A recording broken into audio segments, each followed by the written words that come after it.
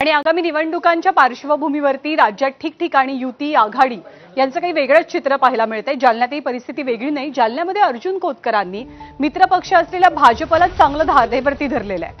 आगामी निवडणुकीत भाजप युतीसाठी काही फारसं उत्सुक नसल्याचं चित्र असल्यामुळे अर्जुन खोतकरांनी मनातली खतखत व्यक्त केली। जो आमच्या समोर उभा राहील तो आमचा विरोधी पक्ष अशी थेट गर्जना खोतकरांनी केल्यामुळे चर्चा रंगली आहे।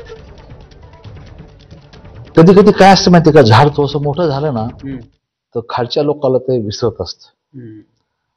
अशीच काही अवस्था मला मित्रांची झालेली अशी वाटते। त्यांना वाटतं की आता फार काही आम्ही मोठे झालो लोकांनी वगैरे वगैरे, पण मला असं वाटतं की हे सर्व पाची बोटं एक साथ असेल तर ताकद मोठी वाटते।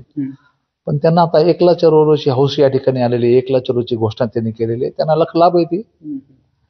मला असं वाटतं की कोणालाही कमजोर समजू नये।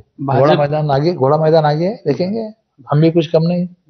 भाजपची इच्छा आहे दानवेची नाही असं काय आहे?